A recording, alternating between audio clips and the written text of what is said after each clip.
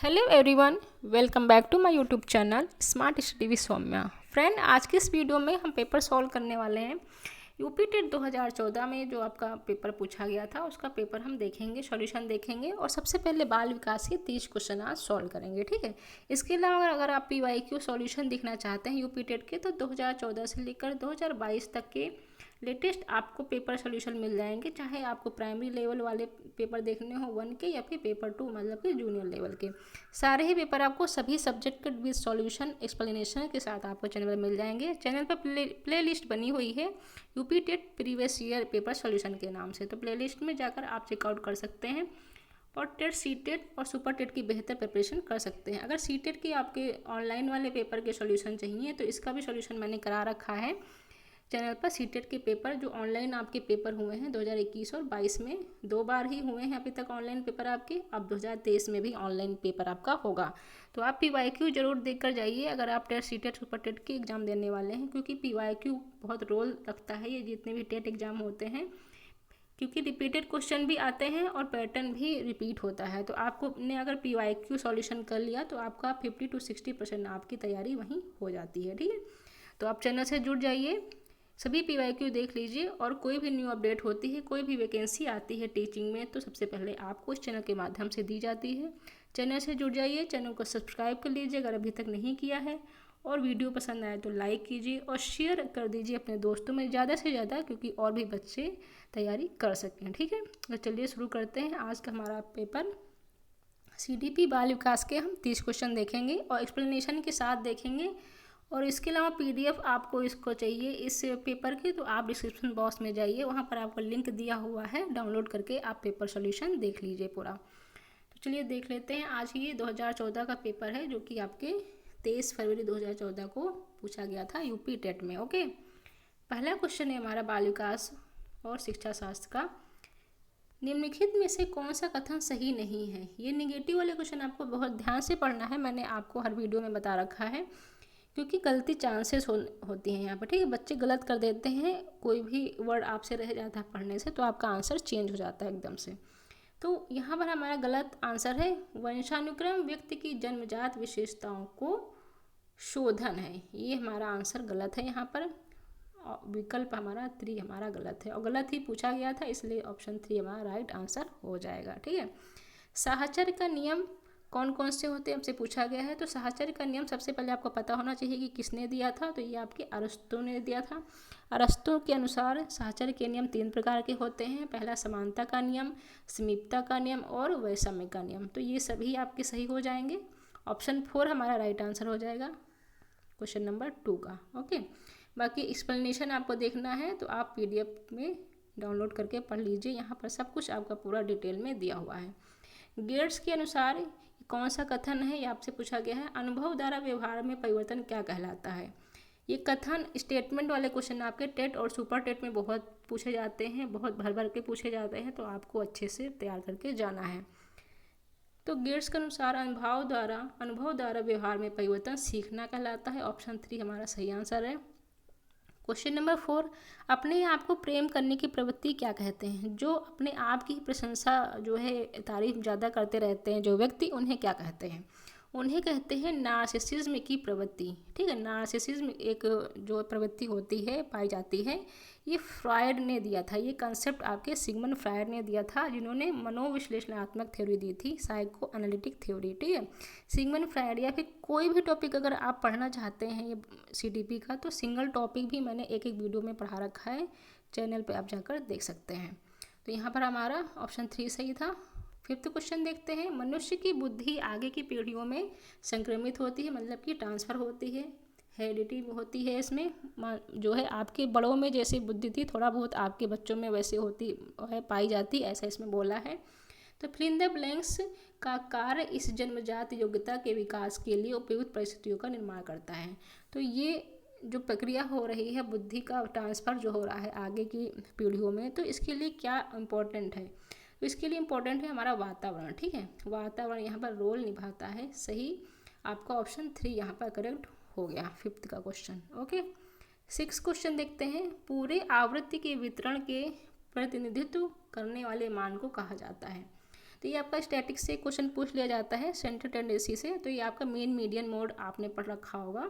तो यही इसको कहते हैं केंद्रीय प्रवृत्ति का मापन। ठीक, ऑप्शन 2 हमारा सही आंसर हो गया। 7 क्वेश्चन है, निम्न में से कौन सी विशेषता आंतरिक रूप से अभिप्रेरित बच्चों के लिए सही नहीं है आपका पूछा गया है। तो ये हमेशा ऑप्शन 2 हमारा करेक्ट हो गया, क्योंकि वे हमेशा सफल होते हैं ऐसा ज़रूरी नहीं है।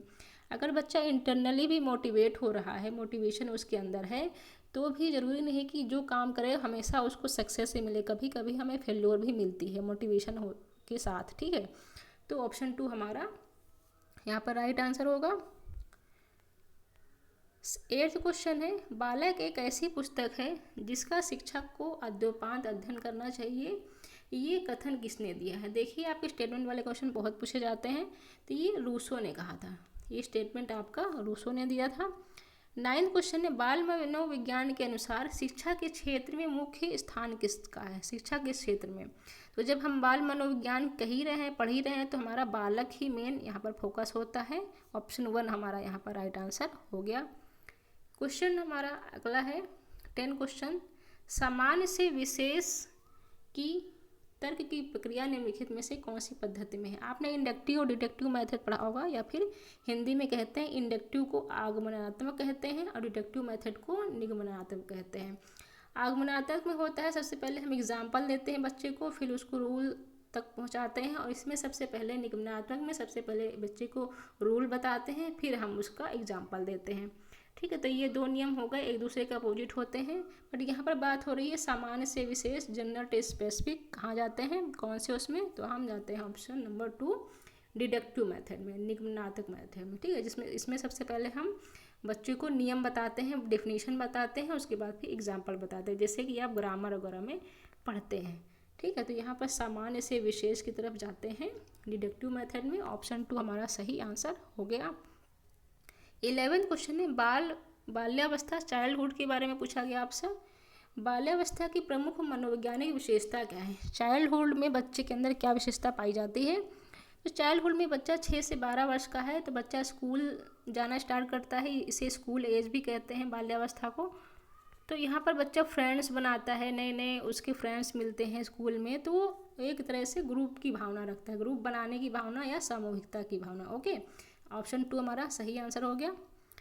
क्वेश्चन 12 देखते हैं, किशोरावस्था एडोलसेंस के बारे में पूछा गया है। किशोरावस्था में संयोगों की तीव्रता, मतलब कि इमोशंस की तीव्रता किस प्रकार की प्रकट होती है। एडोलसेंस को जो है आंधी और तूफान की अवस्था कहा है, किसने कहा है, स्टैनली हॉल ने कहा है।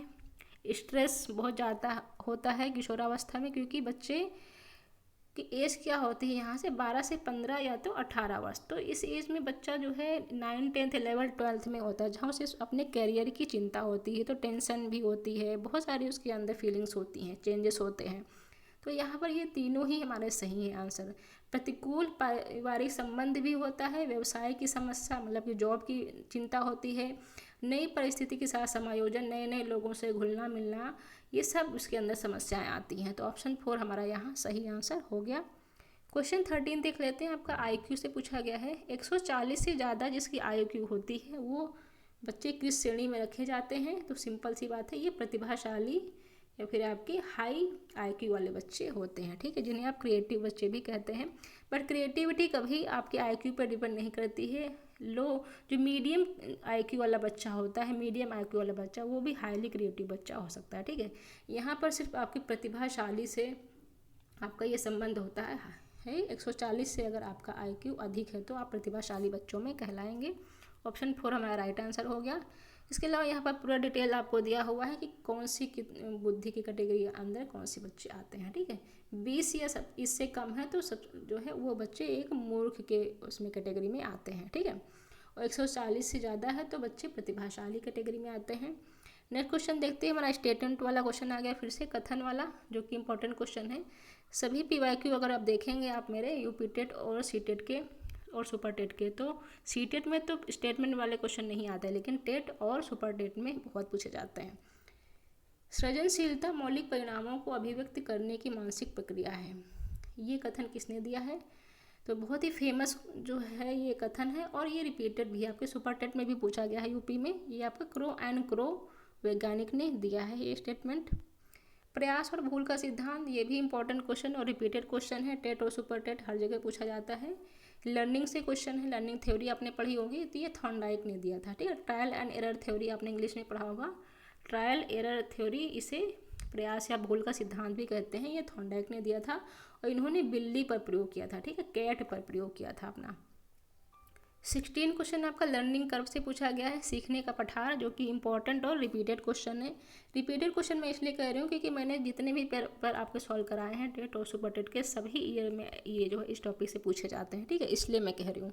सीखने के पठार के निराकरण के लिए क्या सही नहीं है, क्या नहीं करना चाहिए, नहीं वाला आपको ध्यान से पढ़ना है। क्या नहीं करना चाहिए, तो उसे दंडित नहीं करना चाहिए, कभी भी बच्चे को दंडित नहीं करना चाहिए। ये आंसर आपका कभी सही नहीं होगा, हमेशा ये नेगेटिव में होता है, नेगेटिव सेंस में लिया जाता है, चाहे आपका टेट हो या सी टेट हो। जहाँ बच्चे को दंडित करने की, सजा करने वाली बात आ गई, वो आपका नेगेटिव आंसर होगा, ठीक है। तो ऑप्शन 3 यहाँ पर राइट आंसर हो गया। 17 फिर से आपका लर्निंग कर्व से पूछ लिया गया, जो कि रिपीटेड क्वेश्चन है, ये सब पूछे ही जाते हैं, फिक्स क्वेश्चन होते हैं आपके यूपी टेट और सुपर टेट में। अगर टेट सुपर टेट की प्रिपरेशन कर रहे हैं तो फिक्स क्वेश्चन होते हैं, बस आप पीवाईक्यू करके चले जाइए, कोई दिक्कत नहीं है। और सी टेट में भी पैटर्न वही रहता है, तो पीवाईक्यू आपके सी टेट के भी लिए इम्पोर्टेंट होते हैं, ओके। तो जिस वक्र रेखा में प्रारंभ में सीखने की गति तीव्र होती है, बच्चे पहले तो अच्छे से तेज़ी से सीखते हैं, फिर बाद में ये धीरे धीरे घटती जाती है, क्रमशः मंद हो जाती है सीखने की प्रक्रिया, तो उसे वो कौन सा कर्व है। पहले तो आपको पता होना चाहिए कि लर्निंग कर्व 3 प्रकार के होते हैं, कॉन्वेक्स, कॉन्केव और कॉम्बिनेशन टाइम। और ये जिस बारे में बात कर रहा है, पहले बढ़ता है और फिर घटता है, ये कॉन्वेक्स होता है, ठीक है, क्योंकि आपको कॉन्वेक्स लेंस पता होगा, ऐसे होता है ना। कॉन्वेक्स लेंस ऐसा होता है, उत्तल लेंस। सबसे पहले बोल रहा है कि ये बच्चे की सीखने की प्रक्रिया तेज़ हो रही है, फिर धीमी हो रही है, तो ये कैसे हो रहा है, ये बंद होने की नज़र वैसे कैटेगरी में आ रहा है ना, ऐसे इसको पूरा करेंगे तो ये कॉन्वेक्स लेंस बन जाएगा, उत्तल लेंस बन जाएगा। तो इसीलिए इसको उत्तल लेंस नहीं कहते हैं, इसे उत्तल कर्व कहेंगे, क्योंकि यहाँ कर्व की बात हो रही है। उन्नतोदर वक्र, इसे हिंदी में बोलते हैं कॉन्वेक्स कर्व, इंग्लिश में बोलते हैं, ठीक है।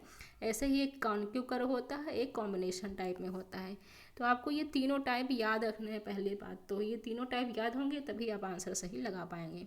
यहाँ पर हमारा ऑप्शन 1 करेक्ट आंसर हो गया। इसका एक्सप्लेनेशन आप यहाँ पर देख लीजिए, डिटेल में दिया हुआ है, ठीक है, आप इसको पढ़ लीजिए, क्योंकि ये तीनों ही पॉइंट पूछे जाते, कभी कॉन्केव के बारे में पूछ लेगा, कभी कॉम्बिनेशन के बारे में और कभी कॉन्वेक्स के बारे में, ओके। नेक्स्ट क्वेश्चन पे आते हैं हमारा 18 क्वेश्चन में वैयक्तिक विभिन्नता या फिर इंडिविजुअल डिफरेंस से पूछा गया है, जो कि आपने बीएड में पढ़ रखा होगा। तो हमारा यहाँ ऑप्शन 2 सही हो जाएगा। से इंडिविजुअल डिफरेंस की डिफिनेशन सिंपल पूछी गई है, क्या होता है, तो कोई दो व्यक्ति शारीरिक, मानसिक, योग्यता और संवेगात्मक दशा में कभी भी समान और एक जैसे नहीं होते हैं, ठीक है, सिंपल सी बात है, सिंपल सी बात है। इसका मतलब कभी कोई भी दो व्यक्ति एक जैसे हमेशा नहीं हो सकते हैं, सबकी अंदर अलग प्रॉपर्टी होती हैं, यही हमारी इंडिविजुअल डिफरेंस कहलाता है। ऑप्शन 2 हमारा सही आंसर हो गया।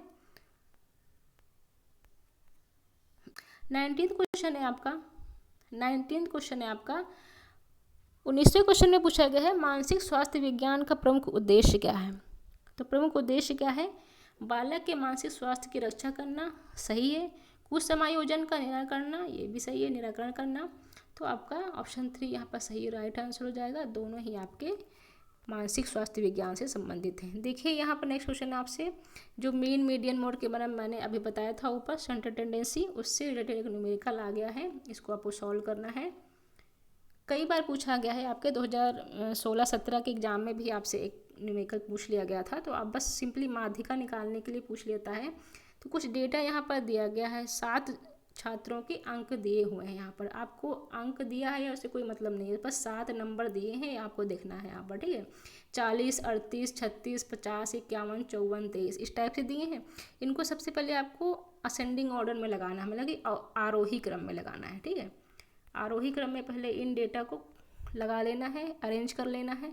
तो सबसे पहले यहाँ पर सबसे छोटा क्या है 23, बढ़ते हुए क्रम में आपको लिख लेना है 23, उसके बाद फिर आपका 36 हो जाएगा, फिर 38 हो जाएगा, फिर क्या है 40 है, फिर 50, फिर 51 और फिर 54 सबसे लास्ट में, ठीक है। ये 7 संख्याएँ हैं, इंक्रीजिंग ऑर्डर में लगा लिया। अब ये ऑड नंबर में है, जैसे 7 नंबर हैं आपके ऑड नंबर में है, तो आपको इसमें बीच वाला देखना है, ठीक है, बीच वाला देखना है। तो बीच वाला आपका 3 आगे से छोड़ देंगे और 3 पीछे से छोड़ देंगे, तो बीच वाला आपका क्या आ रहा है, 40 आ रहा है, आपका 40 आंसर हो गया। लेकिन यही आपके इवन नंबर संख्या में होते ये अंक, अगर 8 अंक होते यहाँ पर तो आप क्या करते, 7 अंक थे तब तो आपने 3 इधर से छोड़ दिए लेफ्ट साइड से, 3 राइट साइड से, और बीच वाला आपने निकाल लिया तो 40 आंसर आ गया आरोही क्रम में अरेंज करके। अगर 8 नंबर होते तो आपको फॉर्मूला लगाना पड़ता, या फिर आप ऐसे समझ लीजिए कि 8, मान लीजिए एक नंबर यहाँ पर जोड़ लीजिए 25 नंबर, ठीक है, तो आपके 8 नंबर हो गए। अब इनको अवरोही क्रम में लगाएंगे तो जितने भी अवरोही क्रम नंबर करने के बाद आएंगे तो उसमें बीच में 2 नंबर को जोड़कर और बटे 2 कर देंगे, तो जो आंसर आएगा वो आपका माध्यिका हो जाएगा। ठीक है, माध्यिका निकालना बहुत ईजी है, आपने पढ़ रखा होगा पहले से ही। रुचि का संबंध, नेक्स्ट क्वेश्चन है 21, रुचि का संबंध किससे है, योग्यता और अवधान। तो यहाँ पर दोनों ही होगा, सिंपल सी बात है। रुचि मतलब मोटिवेशन, मोटिवेशन का संबंध दोनों से ही होता है यहाँ पर आपका, योग्यता और अवधान दोनों से। तो हमारा ऑप्शन 3 सही हो गया, 1 और 2। 22 क्वेश्चन देखते हैं, सीखे हुए ज्ञान कौशल या विषय का अन्य परिस्थितियों में उपयोग करना। ये बहुत इंपॉर्टेंट टॉपिक है, लर्निंग ट्रांसफ़र, क्योंकि ये आपके बहुत बार पूछा गया है, हर साल पूछा जाता है क्वेश्चन। ठीक है, लर्निंग ट्रांसफ़र से तो पहले तो आपको पता होना चाहिए 3 प्रकार के होते हैं लर्निंग ट्रांसफ़र आपके, सकारात्मक, नकारात्मक और शून्य, मतलब कि पॉजिटिव, निगेटिव और न्यूट्रल। 3 प्रकार के आपका लर्निंग ट्रांसफ़र होते हैं। और यहाँ पर कहा गया है कि किसी भी ज्ञान को आपने किसी एक सब्जेक्ट में सीखा है, मान लीजिए आपने फिजिक्स में कोई न्यूमेरिकल सीखा और उसका वो न्यूमेरिकल का यूज़ या कॉन्सेप्ट थोड़ा बहुत यूज आपके मैथ में भी हो गया, तो इस प्रकार की नॉलेज का उपयोग आपने दूसरे सब्जेक्ट में भी कर लिया, इसे क्या कहते हैं। तो सिंपल सी बात, इसे सीखने का स्थानांतरण कहते हैं। और ये 3 प्रकार के होते हैं, यहाँ पर ये लिखा हुआ है, आप इसको पढ़ लीजिए। ठीक है, क्लियर। नेक्स्ट क्वेश्चन देखते हैं 23 पूछा गया आपसे, अनुबंधन की प्रक्रिया में प्रथम सोपान क्या होता है। अनुबंधन की प्रक्रिया में पहला स्टेप आपका क्या होता है, ये पूछा गया है। तो पहला स्टेप आपका उत्तेजना होता है या फिर स्टिमुलेशन होता है। ये आपके लर्निंग थ्योरी या फिर व्यवहारवादियों के सिद्धांत से मिलता जुलता है, तो आपको ये अच्छे से पढ़कर जाना है। ठीक है, स्टिमुलेशन, सबसे पहले स्टिमुलेशन देते हैं तभी लर्निंग प्रक्रिया आगे चलती है। ऑप्शन 1 हमारा करेक्ट हो गया। 24 क्वेश्चन है, ये भी रिपीटेड क्वेश्चन है आपका, स्मृति सीखी हुई वस्तु का सीधा उपयोग है। स्मृति मतलब मेमोरी, मेमोरी आपकी सीखी हुई वस्तु का सीधा उपयोग है। ये कथन किसका है, देखिए कथन के क्वेश्चन बहुत पूछे जा रहे हैं, ये आपके वुडवर्थ साहब ने दिया था। ठीक है, ऑप्शन 2 हमारा यहाँ पर सही हो गया, डायरेक्ट आपको बस इसको याद रखना है। 25 क्वेश्चन देखते हैं, निम्नलिखित में से कौन सी दशा या दशाएं ध्यान को आकर्षित करने की आंतरिक दशा नहीं है। नहीं है, ये आपसे पूछा गया है, ध्यान से आपको पढ़ना है 25 क्वेश्चन। तो ये आपका ऑप्शन 1 यहाँ पर करेक्ट हो गया, उद्दीपन की स्थिति ये आंतरिक दशा आपकी नहीं है, ऑप्शन 1 यहाँ पर सही हो गया। गाइस, अगर आपको यहाँ तक वीडियो समझ में आ रही है, अगर आपको वीडियो पसंद आ रही है तो लाइक कर दीजिए अगर अभी तक नहीं किया है, और शेयर कर दीजिए, जिससे आपके जैसे और भी बहुत सारे बच्चे होंगे जिनको तैयारी करनी है, सरकारी शिक्षक या शिक्षिका बनना है, तो आप सभी को वीडियो शेयर कर दीजिए और भी बच्चों की हेल्प हो जाए, और चैनल से जुड़ने के लिए सब्सक्राइब कर लीजिए। ठीक है, चलिए नेक्स्ट क्वेश्चन है हमारा, संवेग की उत्पत्ति, मतलब कि इमोशन की उत्पत्ति कहाँ से होती है, ये आपका पूछा गया है। तो संवेग से होती है, आवश्यकता से होती है, भावना होती है, प्रत्यक्षीकरण। तो ये आपकी आवश्यकता होती है। ठीक है, संवेग की उत्पत्ति आपकी हमेशा आवश्यकता से होती है। ये आपके मैकडोगल का सिद्धांत है, मैकडोगल की थ्योरी मैंने अलग से पढ़ा रखी है, आप जाकर चैनल पर देख सकते हैं। अभिप्रेरणा के लिए अक्सर किस शब्द का इस्तेमाल होता है, मोटिवेशन के लिए एक अल्टरनेटिव वर्ड क्या यूज़ कर सकते हैं, ये आपसे पूछा गया है। तो मोटिवेशन के लिए हमेशा नीड या आवश्यकता नाम का वर्ड भी यूज़ होता है, ऑप्शन 2 यहाँ पर सही आंसर हो जाएगा आपका। Okay, correct. नेक्स्ट क्वेश्चन है 28 आपका, 28 में पूछा गया है, विद्यार्थियों में प्रत्यय विकास या निर्माण के लिए शिक्षक को क्या करना चाहिए। शिक्षण विधि सरल से जटिल की ओर ले जानी चाहिए, विद्यार्थियों को व्याप्त अनुभव का अवसर देना चाहिए, विद्यार्थियों को निर्मित प्रत्ययों के अंतरण का अवसर देना चाहिए, उपरोक्त सभी क्रियाएं करनी चाहिए। तो सारे ही पॉजिटिव आंसर लग रहे हैं, तो आपका ऑप्शन 4 यहाँ पर सही हो जाएगा,